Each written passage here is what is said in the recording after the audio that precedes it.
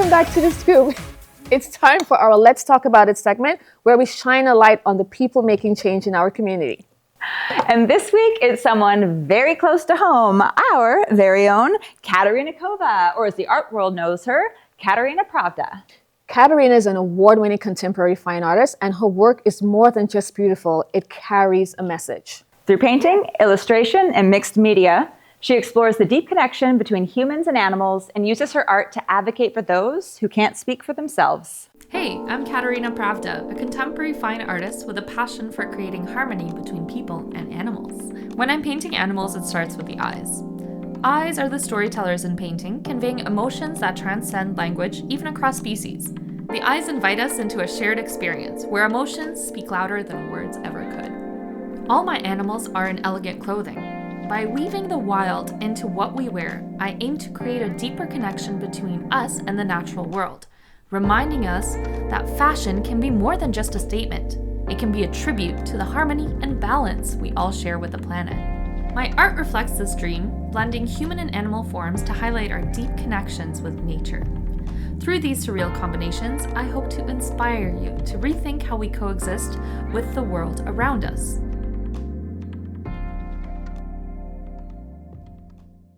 Everybody, please welcome Katerina Pravda. Yay! Hello. Hey, sunshine.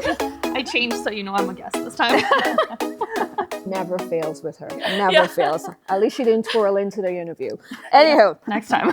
So, sweetie, tell us your story, please. Well, in the fine arts world, I was always kind of pulled towards various forms of art as a child, but the visual arts kind of stood out to me.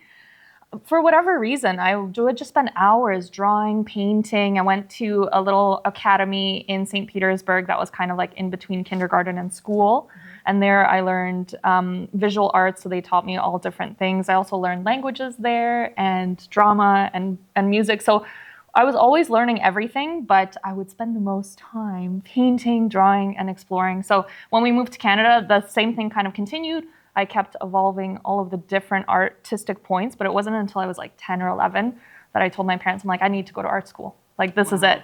I was already full with like dance and taekwondo and all of these other lessons. They're like, where are we going to fit it in? And I'm like, I think on Sunday we have like a few hours. And so that's exactly what we did. So I started going to a European art school where we learned kind of the foundations of drawing and painting. And for a few years I was enjoying it, but like it was just a slow evolution. And then one day I remember there was this like aha moment. I remember it so clearly. It just opened up to me. Like art opened up to me. I understood what I was doing. I understood how it worked. I just saw things differently. And I started like whipping out paintings. And my teacher took notice and she's like, this is very rare, and like, so for years after that, just kind of evolved. And when it came time to decide on a career path, I actually chose the visual arts, but I also applied for university for environmental conservation because those two went hand in hand for me. And so I was trying to decide on what best way to help save animals and the environment. And it was just when I stepped foot at Mount Allison University, I was like, this is it. This is the one. And it happened to be fine arts. So that's amazing. So tell us how you decided to actually incorporate, animals, non-human, into your artwork. That's actually always been around. I've taken a peek back at my very first drawings as a child, and it's always been the same kind of concept. People and animals living in harmony and in peace and in happy times. So it wasn't until later that I realized that everything that I try to preserve and conserve, it's been the same way, but just in different ways that I've shown it. Mm-hmm. In drawing form now, a lot of the concepts are people and animals stripped down to their basics. So it's a lot of dancers, because I find when we're dancing and moving, you're kind of with the environment, with everything else, with that energy. So I've stripped them down and place them together, kind of intertwined with the environment. And then I have my surrealist form of species where I put them together. Mm. And that kind of was born from many years. I mean, I've been doing this for more than 10 years outside of university already. So showcasing the work and developing the concepts, but really it's been almost 20 years thinking about this, considering how to showcase it to people and what best way to represent the ideas. So the idea to birth, or I guess create one form with a human and an animal, came when I was doing my exchange in Australia. I did a university exchange, and that really opened it up for me because people live such a different, more creative, more open life. And a lot of the students there were actually not like 20 years old. Everyone was kind of around 40, 50, just very few. So like their second kind of career or their path that they were pursuing. So I learned a lot from them. And the professors were like, get out of your own way. Stop being so restrictive with your art, which was kind of the consensus of the study in university here. In the Canadian system it was open, but it was still very, very structured. So there it was just like breaking free from that. So that's when, for whatever reason, creativity can be very elusive, and you're thinking about these concepts, but it just comes together one time. And there was a lady on a chair and with a zebra head, and that started the whole thing. I only came back to it like years later, to the concept, and evolved it. But yeah, to shift how we see animals, basically. You donate a portion of your proceeds to charities. Which one of these charities are more important to you or closest to your heart? There's so many, but I always try to find a few every year. So last year it was the Georgian Triangle Humane Society and Procyon Wildlife Center. So I always try to do one domestic and one wildlife, or an ecological one. So like try to balance as much as possible.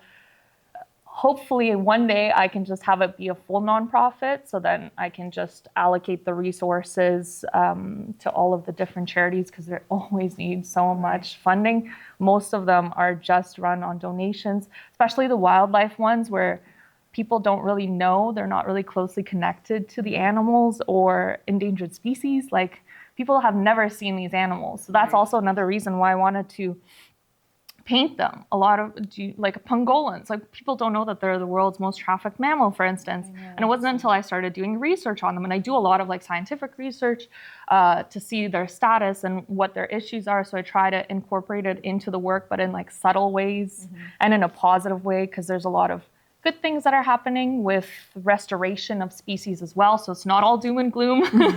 There is hope. There are a lot of hardworking people who take it upon themselves in their entire life to restore species and restore environments and ecosystems with great success. So it just takes a lot of effort once we've let it go down the path of, 6 mass extinctions. So, and you volunteer at some of these organizations too, right? So yeah, I couldn't quite get away with not having my hands in it as well. So I did it with the Toronto Wildlife Center, which for Toronto, you don't actually realize how many wild species are around. So we got to handle, first I was in the raccoon with little raccoons and squirrels in the nurseries, and then upgraded to wildlife. So we had some really great training and just feeding and cleaning and making sure that their spaces were well kept and they were well taken care of, and the vets were there as well on a volunteer basis to help them recover. And then there was somebody else for the re-releasing into the exact same place where they were taken. So it was a massive operation. So beautiful respect for all of whatever. Do you have any squirrels in ball gowns? You know what? That's the next one. Because I focus mostly on endangered species, because there's so many different ones that people don't know about to connect them. But maybe, a squirrel in a ball gown. Yeah. Or like, little bunnies in ball gowns. So what do you hope that people will feel or think when they see your work for the first time?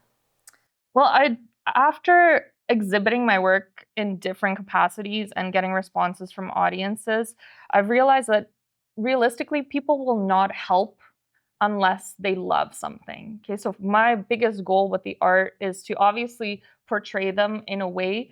And unfortunately, it is using people's selfishness, because when I was doing it separately, people, it's a beautiful picture. Oh, the animal's nice, but they're so far removed from it. They can't really connect beyond that.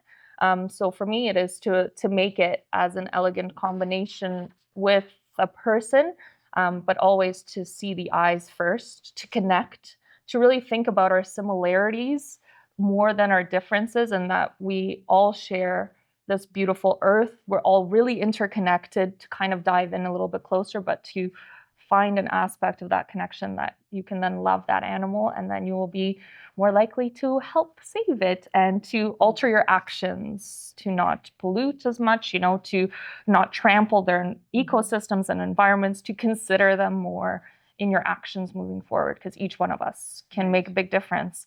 But it's first about that connection. So yeah, that's why all my paintings and drawings start with the eyes. The internal world, that very complex world that we do share. You know, the dreams, the hopes, the wanting to live in peace, wanting to just raise your families and live in harmony with nature and each other. So I think we can certainly accomplish that. Yeah. So that's my hope. Please love them. Please save them. Amazing. Yeah. Katerina, thank you so much for sharing your story. And we already knew you were amazing, but it was so nice to learn about a little bit more about that part of your life and your world. Thank you so much. From bold canvases to bold fashion, up next we're heading to Metro Fashion House, our incredible style sponsor this month. Metro is all about empowering women through confidence and expression, one outfit at a time. So what's the scoop, Georgian Bay? You tell us. If you've got an event, story, or local business we should know about, pop us off an email or drop us a comment below. We'd love to feature you. Thanks for watching. We'll see you next week.